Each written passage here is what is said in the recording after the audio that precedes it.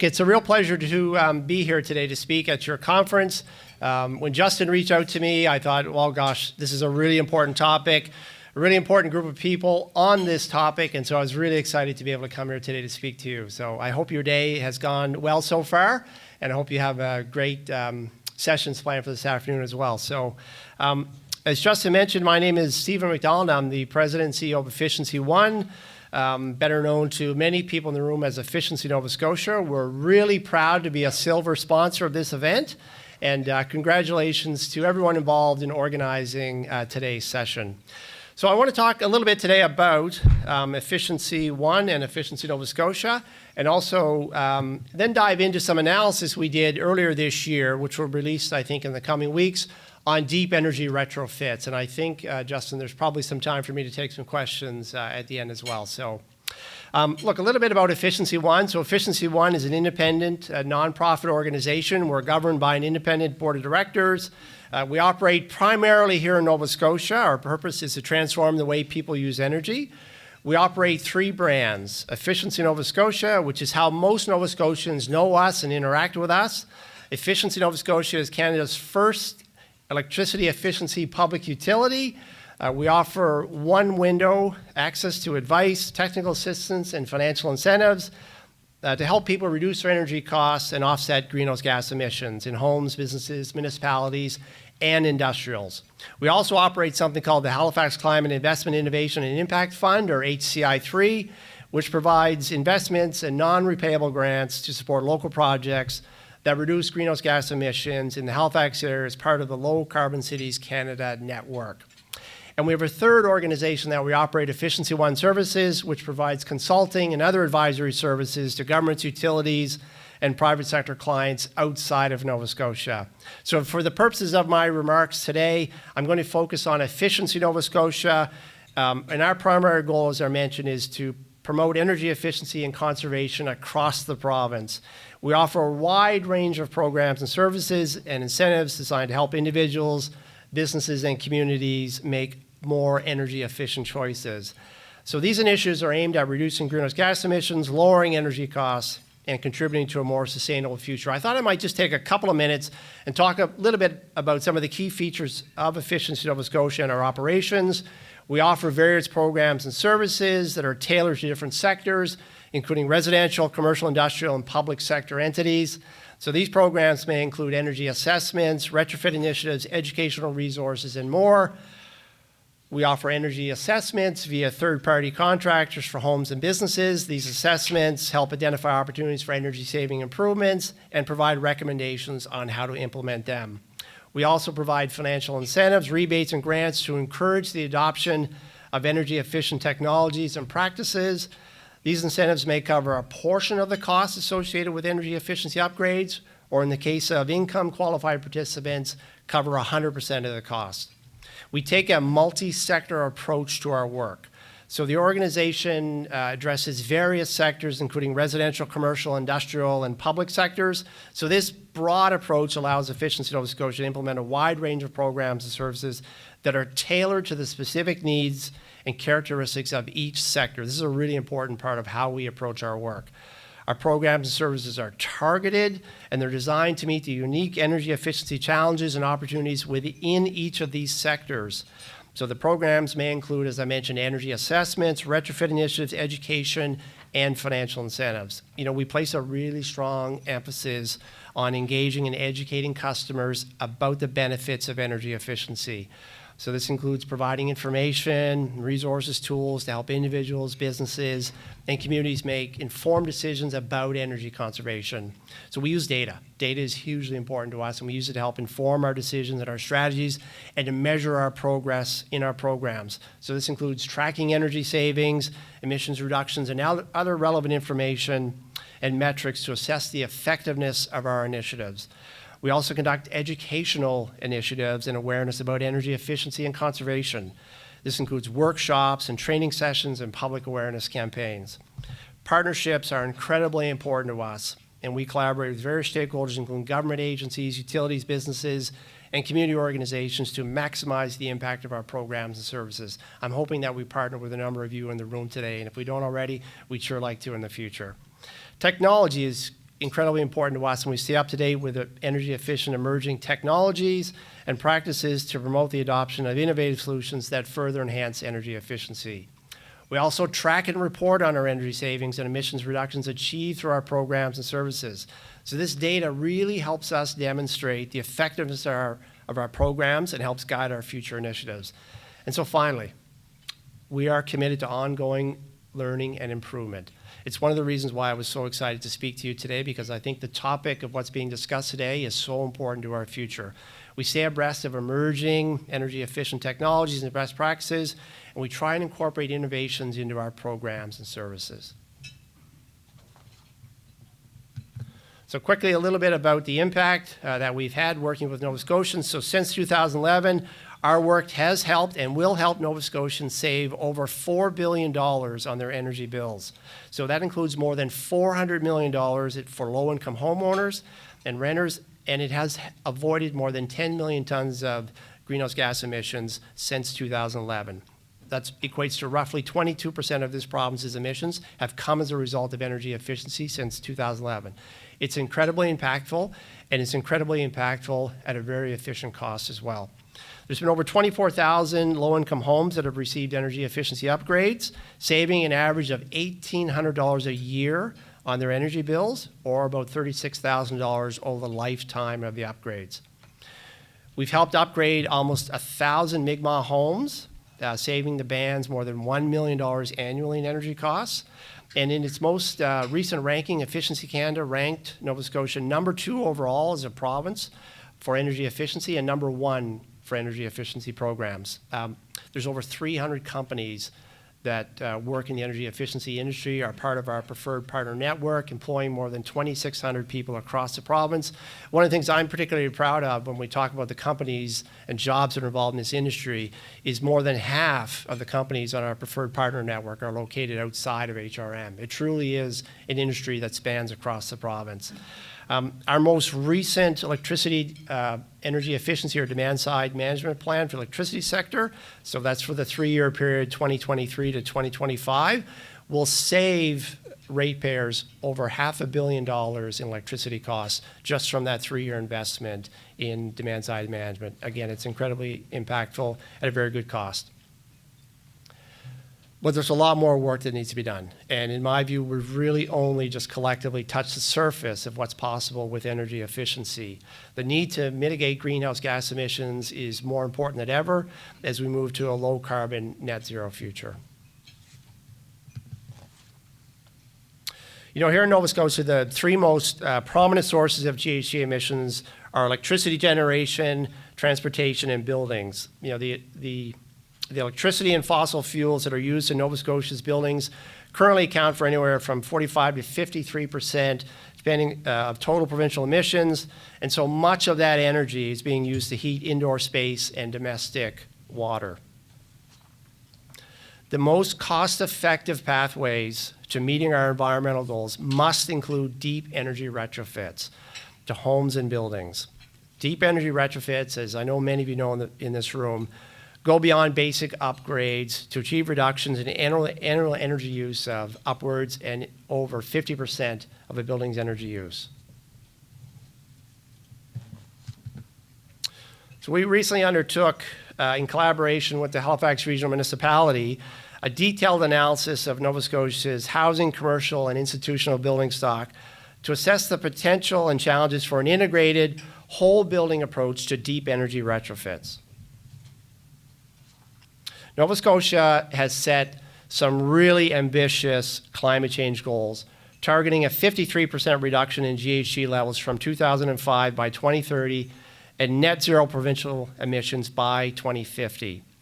Nova Scotia has led the country in emissions reductions, achieving a 30% total reduction in emissions since 2005. And these historical emissions have largely come as a result of adding renewable energy to our electricity system, reducing reliance on fossil fuel power generation, and through energy efficiency programs. The challenge going forward is that reductions from adding renewable energy to the grid will have less impact on emissions after 2035, when the grid is expected to be much less carbon intense. So combustion engine light-duty vehicles are expected to be no longer offered for sale, I think, by 2035.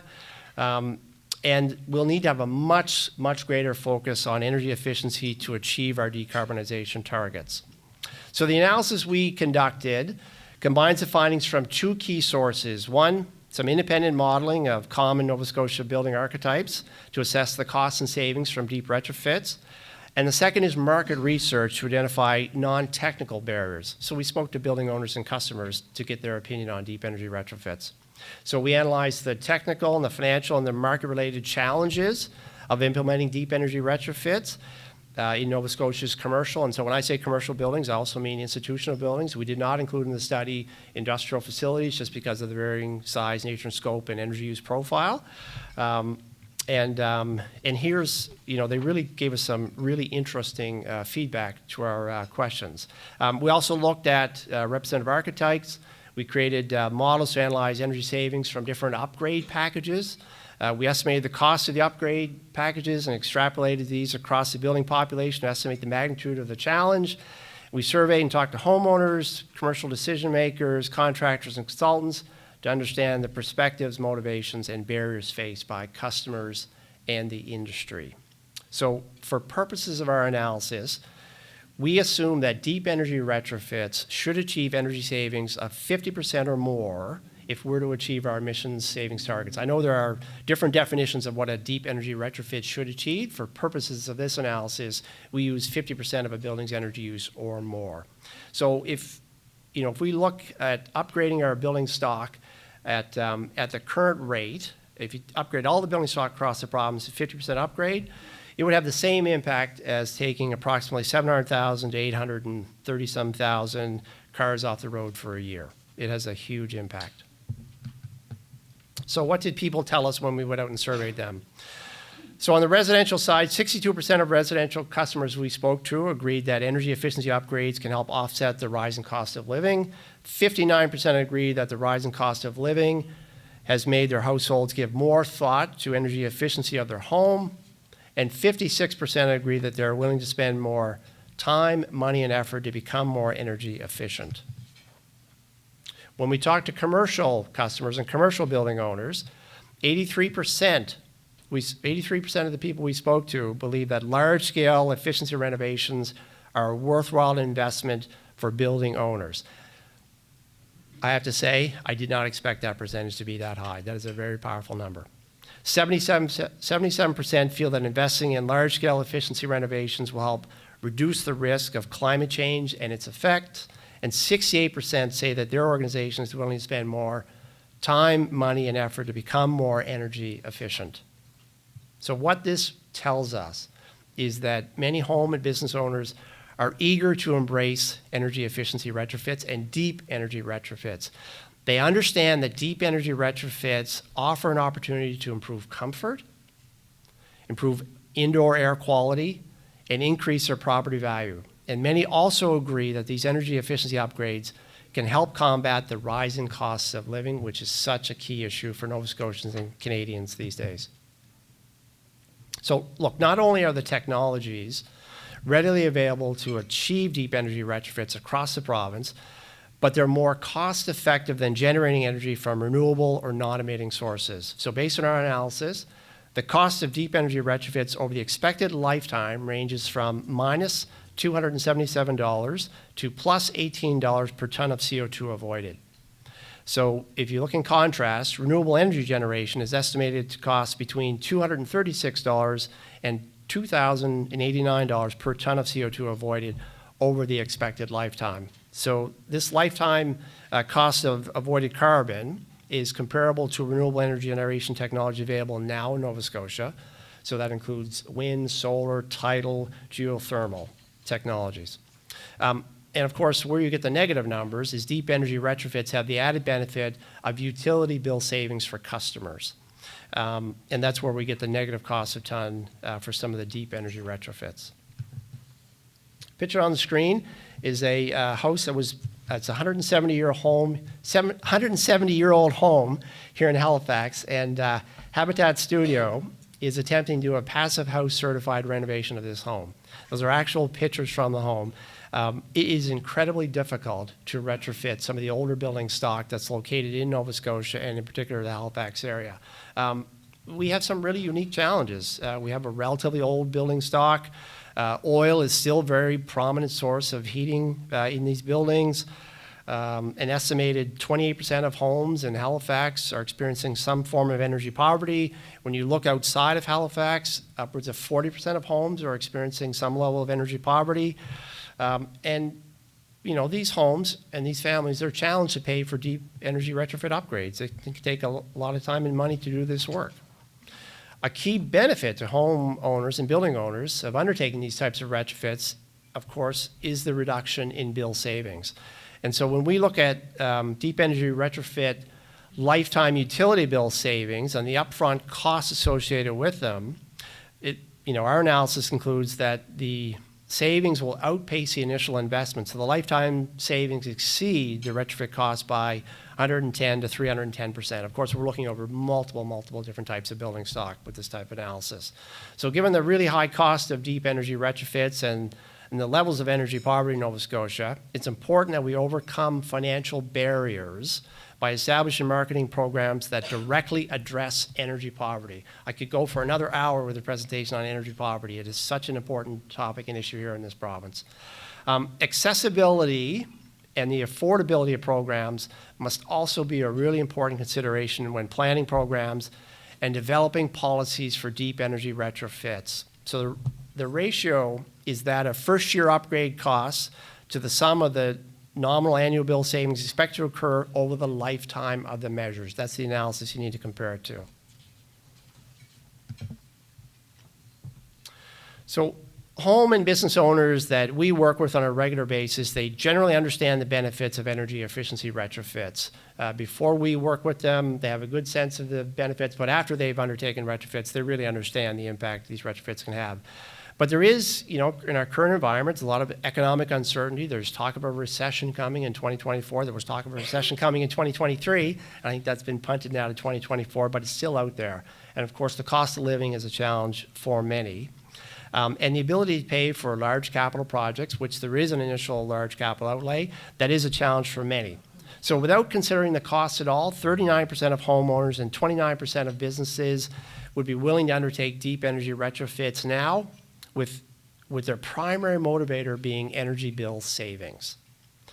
Now, when considering costs, only 14% of homeowners and 13% of businesses would be willing to undertake retrofits or be financially able to make the needed investment without some type of innovative financing solution, increased incentives, or other forms of support. And although innovative forms of financing such as interest buy-downs, extended loan terms, and risk-sharing mechanisms could help close the gap between deep energy retrofit costs and the customer's ability to pay, financing alone is not likely to be sufficient. Without incentives, the average simple payback periods are 17 years for homes and 13 years for commercial buildings.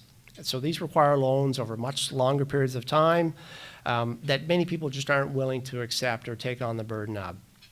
And so a review of investments and energy savings from a decade of the work that we've done shows that existing programs, although impactful, they're not delivering the types of savings that are required for deep energy retrofit savings. And so this lack of programs and insufficient funds and incentives, mainly due to program budgets and funding considerations, they're current barriers to undertaking deep energy retrofits.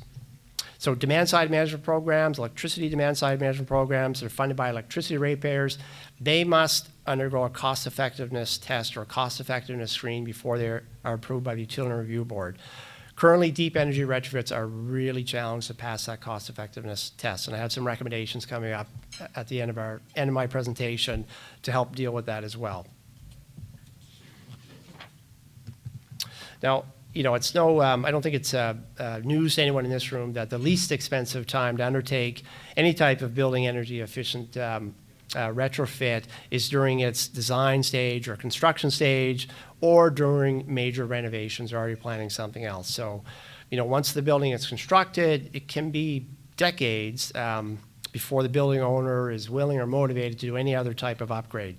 So in the coming years, energy efficiency requirements of building codes, they really need to be updated, and so at a pace to ensure that buildings that are being constructed today are as efficient as possible. And although the technology is available today for many homes and businesses to achieve deep energy retrofits, there remain challenges in bringing these products to market at scale. And deep energy retrofits also present added benefits to customers. So, for example, some buildings will need, I think I jumped ahead, some buildings will need electrical service upgrades or structural repairs before they can be retrofitted. Others will require abatement of harmful substances such as asbestos, and owners of commercial, institutional, multi-family buildings will incur added costs if they need to displace tenants for intrusive work such as building envelope upgrades. While these activities do not produce energy savings directly, they're critical to enable deep energy retrofits to happen, and so any program design or costing of these programs must take into account these types of enabling measures. It's incredibly important, and it becomes even more important when dealing with marginalized groups or renters or owners of low-income buildings. And so a deep energy retrofit is not merely a technical challenge. These are complex projects that require a coordination of multiple trades and project management, and for many homeowners and building owners can be a little bit overwhelming. And so support must be provided by future funding and programs, as costs will be not insignificant, and for some it'll be a challenge for them to pay. So if programs and funding are available, more industry capacity is needed to do the work. So to meet our climate goals over the next decade, upwards of 1.5 million green building sector professionals will be required across Canada, including an estimated 30,000 here in Nova Scotia, a threefold increase from the current workforce. This is a significant opportunity for long-term job creation and economic benefit. Now, from our own experience in market research, some contractors responsible for installing individual energy-saving measures, so think of a heat pump, for example, or doing insulation, are currently just not willing to manage the entire deep energy retrofit project, or they lack the expertise needed to be able to manage the project. Not a huge surprise. So general contractors who may have this project management experience and skill set, have told us they're a little bit reluctant to take on this additional work, especially where the demand for their current services is so high, and they're just having challenges meeting basic calls. So future program design really needs to mitigate this issue through training, through demonstration projects, and stable long-term program funding commitments. That's a big part of my job, is to be able to secure that long-term funding so that these projects can move forward. But with this support, industry members have told us they would be willing to undertake more intensive energy efficient projects. Residential contractors, they're limited now by capacity, limiting their ability to educate and inform customers about the benefits of energy efficiency when responding to renovation requests. They're just trying to get the job done that's at hand. So that support and that education needs to be provided by future programs and by institutional education and training for the industry. And so building industry capacity is an iterative cycle. Policies, programs, and training must provide effective support and adequate funding to educate the market. Businesses in this sector, they will respond to market demand by investing in capacity to offer new services, providing there is adequate and predictable support over their investment horizons. So I've been with Efficiency Nova Scotia, Efficiency One, for 12 years now, and by far the number one signal to our partners to invest in their people and equipment and training is funding and program commitments. Programs that are in and out of the market create instability. We need to have long-term funding commitments. And in addition to creating this a really attractive investment climate, programs for training and education should seek other innovative ways to help a business grow in the sector. So there are some initiatives such as the Center for Built Environment at the Nova Scotia Community College and the recently launched Building to Zero Exchange. So I want to talk a little bit about the findings and recommendations coming out of our analysis. So our work identified 19 recommendations in 5 key areas that we believe can help bring deep energy retrofits to the market. These 5 areas and recommendations focus on improving core economic factors for Nova Scotians, increasing industry capacity, addressing challenges around cost effectiveness and ratepayer-funded energy efficiency programs, increasing market awareness, and engaging building owners.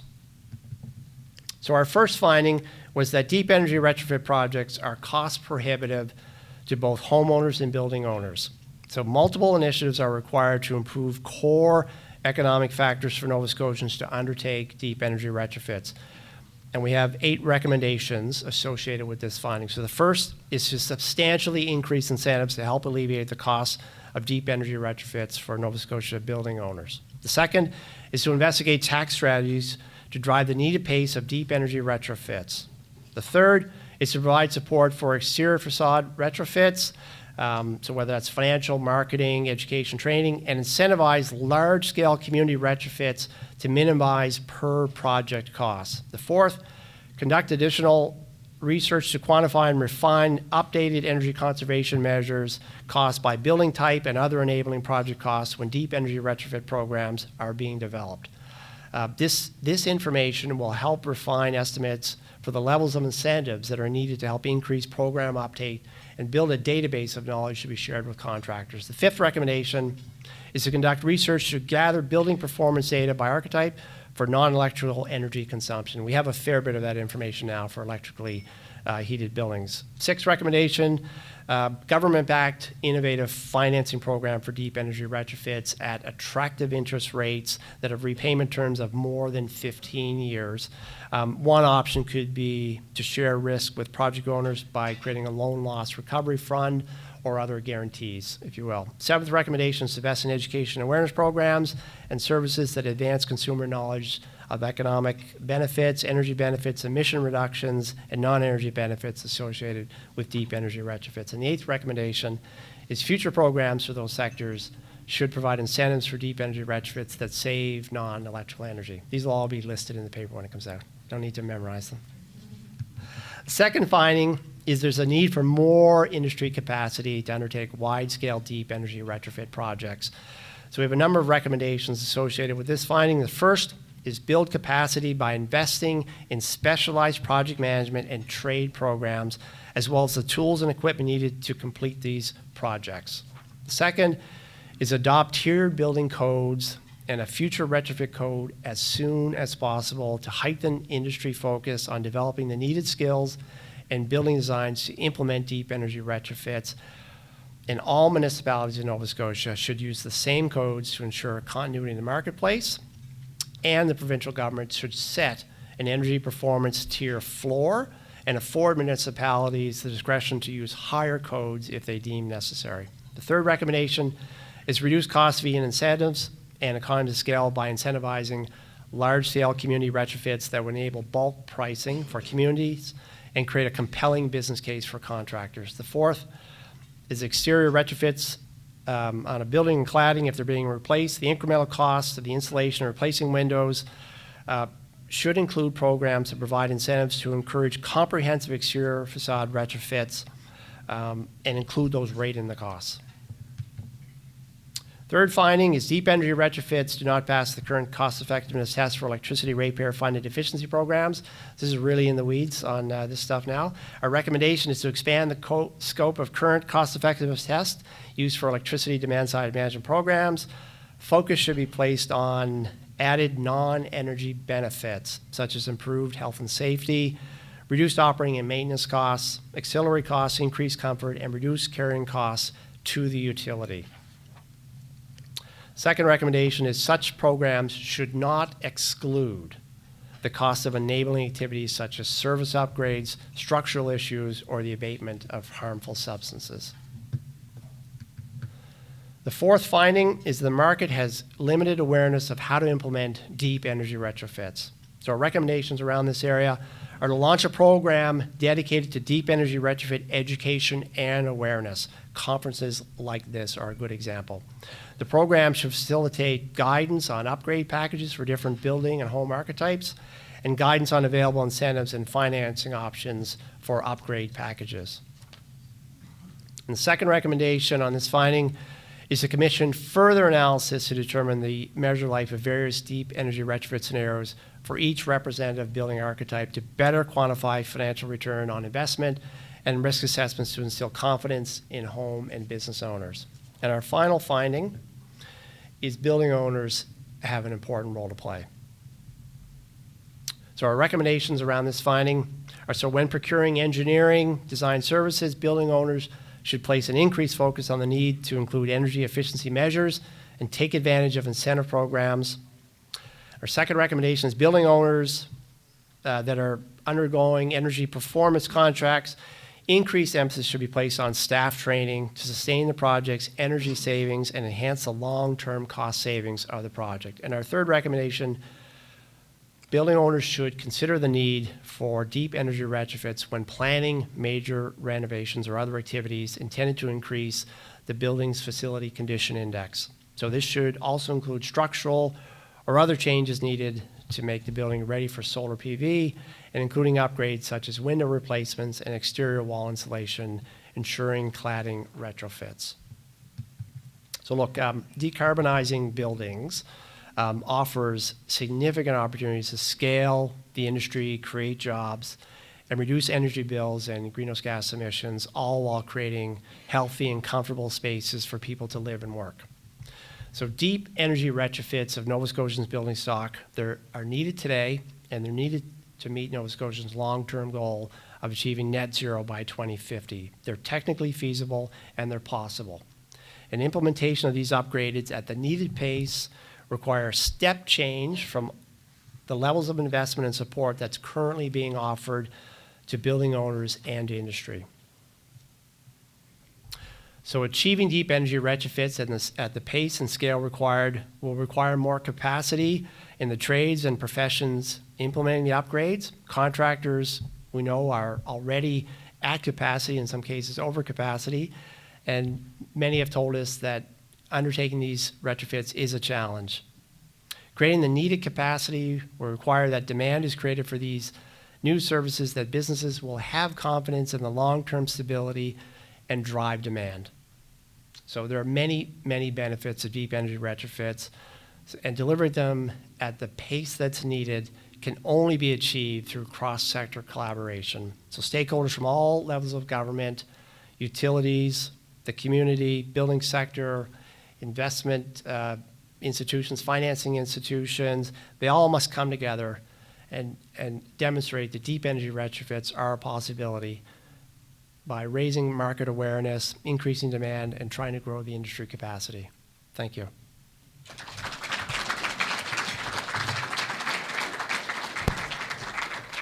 Thanks a lot, Steve. I'm sure we'll have a number of questions, and we have lots of time for questions, so feel free to ask. I do remember there was a question earlier today where someone asked about how Efficiency Nova Scotia is doing in terms of hitting their targets and how the forecast looks like. I'm paraphrasing. If you remember who asked that question, maybe you want to ask it again. But is that your question? Yeah. Do you want to ask, or did he capture the question? Yeah. Yeah. So we're doing pretty good, and so we do track our performance of our programs quite rigorously, and so all of the targets we've set for 2023 were largely on track, except for a couple. The one that we're most challenged to meet right now is peak demand savings from our demand response programs. A couple of the programs got off to a bit of a slow start, but we have a number of initiatives in the hopper so that by the end of our 3-year current demand-side management plan, we expect to meet the target. And the other one that we're seeing a little bit of challenges with hitting the target, and it's only because the target is so high, is on low-income programs. And so I'm sure many of you have followed some of the funding announcements, whether it's around heat pump or other services for low-income Nova Scotians. Demand has been through the roof, and the targets we set for those programs has been really, really high, and we've seen demand even higher. And so we're a little challenged to meet those targets for this year, but we've been having some recent conversations with our delivery partners, and there's a lot more emphasis going to come to them because there's such a need right now. So, yeah. Here and here.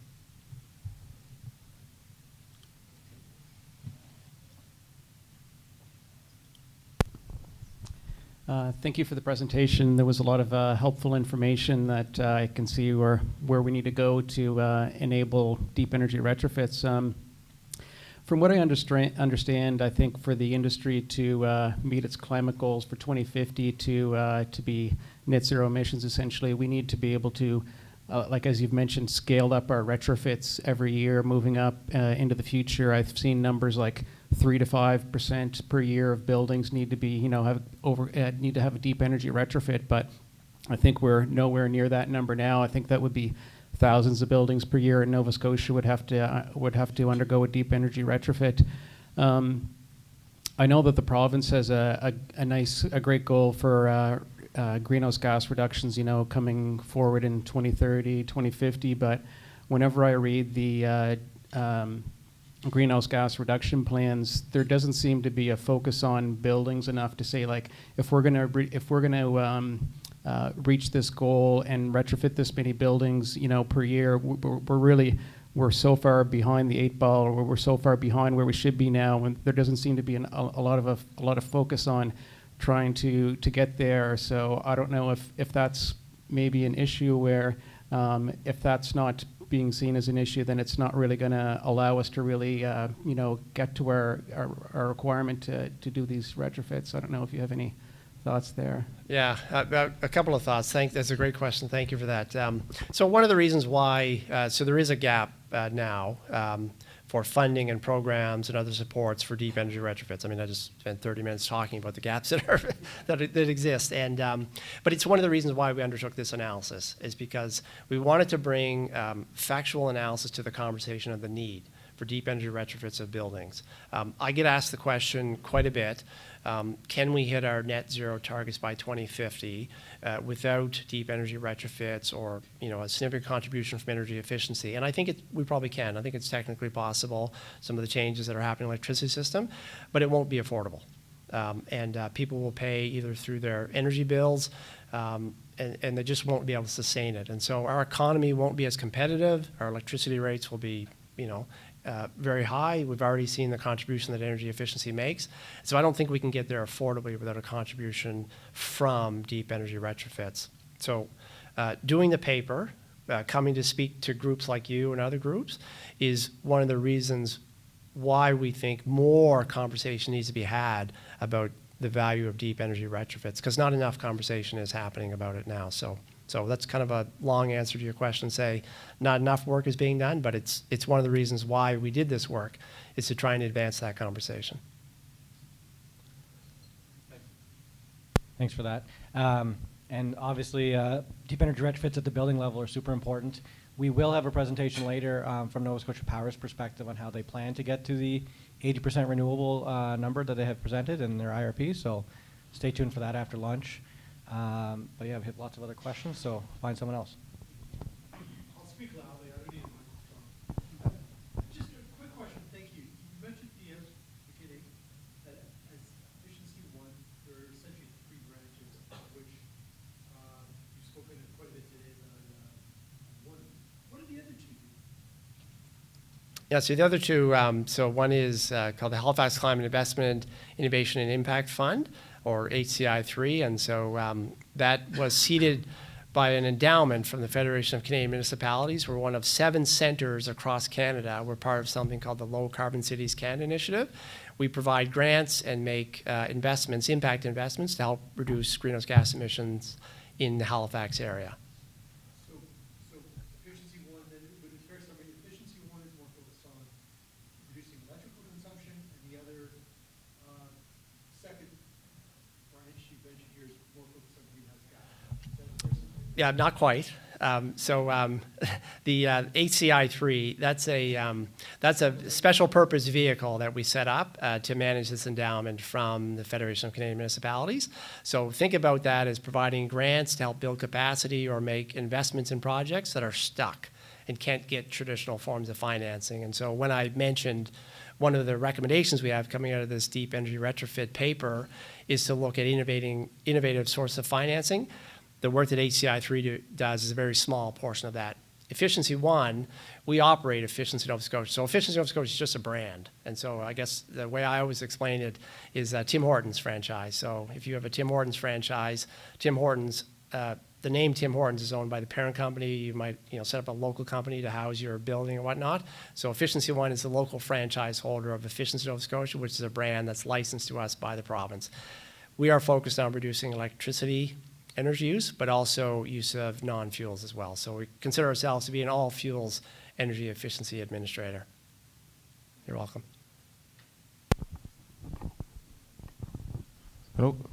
Again, thank you for coming to our conference. A question that I have is, do you guys are looking to export your model, your business model to other, not just to other provinces, to maybe to other countries? I mean, it's quite successful, I will say, right? And I think that you have been as well gathering ideas of other companies like you around the world, or similar, right? So are you looking at actively to do that? We are, but I would say probably not very active at the moment because we have our hands full here in Nova Scotia. But so I mentioned, didn't appropriately respond to the other gentleman's question. We have a third company called Efficiency One Services, which we set up a number of years ago, essentially to export our services outside of Nova Scotia. So we've provided consulting and program design services to Barbados, did some work in Jamaica, did some work up north, Alberta, PEI, if you will. And so really just to help take some of the learnings that we've had here in Nova Scotia and export those elsewhere. So currently our hands are pretty full now in Nova Scotia, but it's not off the table by any means.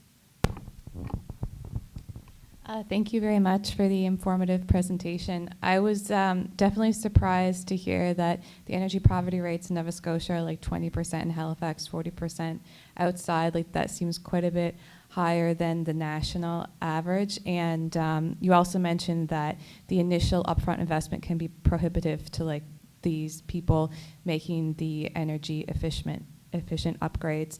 I was just curious, throughout your analysis, if you considered like renting heat pumps or hot water tanks, because this is a model that they've used in New Brunswick for a long time, renting the hot water tanks, and now they're also starting to do the mini split heat pumps in St. John Energy as well. I think 1,000 a year they're rolling out, and that can like help break down this initial cost barrier if people are just like paying rent to rent it each month.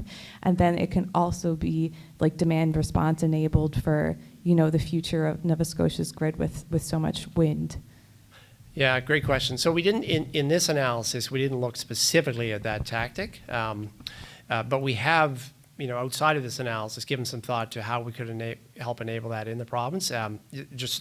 Not to get in the weeds, but structurally we don't necessarily have the ability to lend or lease equipment, but we have looked at different options to make that happen. There's very generous, as you're probably aware, incentive programs now and heat pumps being provided by both the provincial and federal government, but it has something we have kind of kicked around a little bit, and so, still working on it, I guess. On the topic of energy poverty, one of the reasons why it is so high here in Nova Scotia is because we have so many homes that are heated by oil. And we've done some analysis around the change in the price of oil. So just around the early 2019 period, 2020, 21, 22, in some cases the price of oil doubled. And it doesn't have a linear relationship with the cost of energy, but in some cases, you'll see people's home heating bill double. And that's just not affordable for many people. And you didn't see that in other parts of Canada with the price of natural gas and certainly not electricity, which has been very stable here. And so that's the biggest contributor to energy poverty here in Nova Scotia. Any more questions for Steve? Okay. I had a similar one to the renting, but I don't know if you've ever considered getting utilities to provide the equipment, and they would essentially pay for it, install it, and maybe get their money back. Because I think you mentioned one of the barriers is the 17-year payback, for example, in residential. And I can imagine that one of the reasons would be people simply don't even know if they'll be in their house for 17 years. So that kind of now transfers the ownership almost to the utility, just similar to a hot water tank in Ontario. There's a lot of rental hot water tanks, and when you sell your house, the new buyer simply has to take on that responsibility. In this case, they would just acknowledge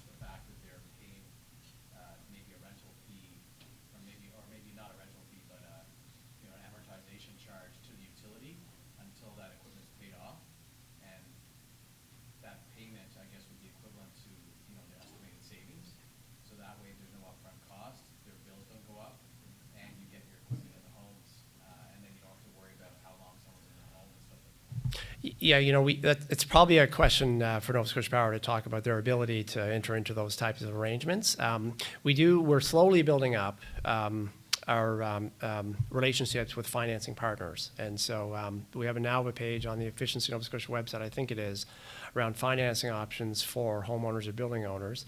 One company out of Toronto, Efficiency Capital, they're providing turnkey retrofits where they'll come in, assess the building, provide the actual people and equipment to do the retrofits, but they'll buy and own the equipment essentially, and the savings will be repaid to Efficiency Capital through that project. And there's another company out of Quebec we've just entered into another arrangement with, and so we're not necessarily doing it ourselves, but we're making connections to organizations and companies that do provide that financing. So it's exactly what it is. Yeah, yeah. Okay. Hello, Ann. Yeah, so I guess takeaway-wise, it sounds like we need more funding, right, for deep energy retrofits. So with your experience and I guess in Efficiency One's perspective, do you think that funding should it be based on amount of, say, GHGs reduced or capital costs of the project? And the reason I ask is if we consider, different types of buildings, a larger building might have a lower cost per ton of reduction versus, a smaller building.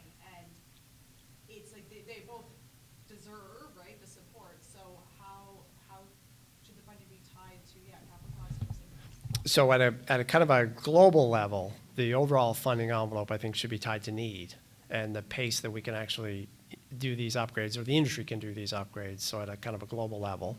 On a project basis, so my view is that it needs to be based on the capital costs or the capital requirements of the project itself, and with a tie to GHG reductions, because we don't want to be funding necessarily projects that don't have a significant GHG reduction. But I think still, in fairness, still a fair bit of work to do to assess, and, advice from folks like you in terms of how those things should be structured.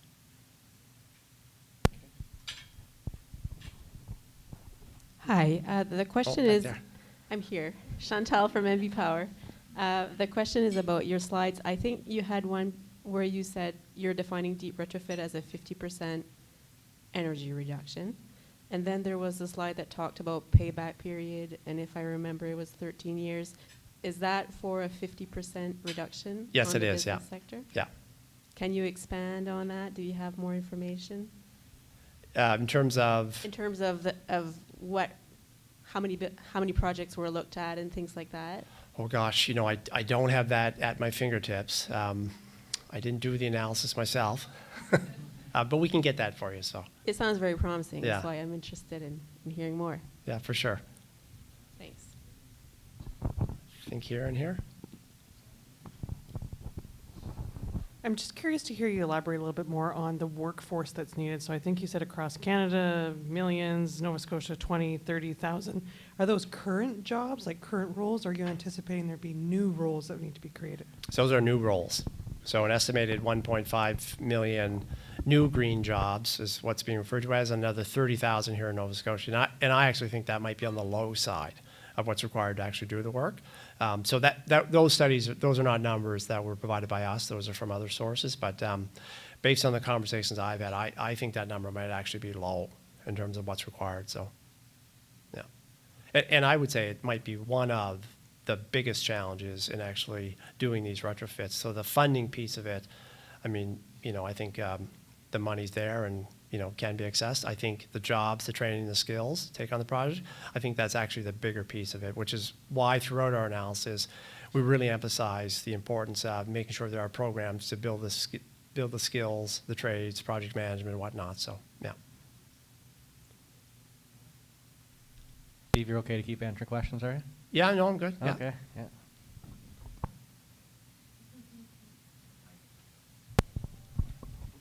What kind of work are you doing with municipalities to leverage the property assessed clean energy model? Because I think we've seen some pretty successful applications across the province, and I'm wondering if there are any plans to work with them directly to expand those programs or those offerings, or better partner, I suppose, with Efficiency One or Efficiency Nova Scotia and local government. Yeah, great question. So we work with them to the extent that they want us to work with them, if that makes sense. And so what I mean by that is, so many municipalities across the province have taken PACE, or property assessed clean energy financing, at different paces, if you will, in terms of how they're progressing. And so Halifax, Bridgewater would be two that I think are a little bit out in front. And so we're supporting Halifax and Bridgewater to make sure they can go at the pace that they want to go. Other municipalities who maybe are not yet quite ready, we're playing more of a supportive role in terms of education, letting them know how those programs might integrate with our programs. You know, to be really candid, I'd like to see the types of things that Halifax is pursuing and Bridgewater is pursuing across the province. And I know I've spoken, I mean, there are some members of our team here today, spoken to them about how we can actually take the work that we're doing to support those municipalities and offer it to others like Antigonish or Sydney or Cape Breton Regional Municipality or whatnot. So really we're going at the pace that they want to proceed at. Yeah. Great. And I just have one other thing, mostly as a relatively new homeowner. Certainly the rebate programs are very helpful, and we know there's quite the delay to receive your Yeah. rebates. But are there any changes coming perhaps to the programming where more rebates would be applied at point of sale? So we know that you can get a rebate when you buy, you know, LED lights, but are there any plans to have like heat pump installers be able to apply that rebate instantly, so you're not waiting upwards to a year for, you know, your return on that heat pump, whether it's the $2,500 or more or less? Yeah, so I guess what I would say is we're working on that. We have requirements from our funders, whether that's in the case of heat pumps, a lot of that money is coming from the federal government, and they're trying to offer national programs. And so we do have some requirements around whether an audit is required depending on the type of program. But we are working on ways we can help streamline and frankly modernize that process. And there has been, over the past year, quite a wait for rebates, but we think we've managed to catch up on a lot of those fronts now. So hopefully people applying today aren't having the same wait time as others. So thank you for being patient. Any further questions? No? Okay. Thanks a lot, Steve. Great presentation. And I think what I've seen throughout the day here so far is we've identified deep energy retrofits are key to hitting a lot of our greenhouse gas emission reductions. And a lot of these presentations have been highlighting the gaps and barriers we have. Obviously, we've talked about financing, education for consultants, energy code, incentives, and it's great to see a lot of these presentations are identifying those barriers and then showing paths forward on how we can mitigate some of those barriers. So thanks for providing your insights, Steve, on one of those barriers. Okay, thanks so much. Thanks, everyone. Thank you.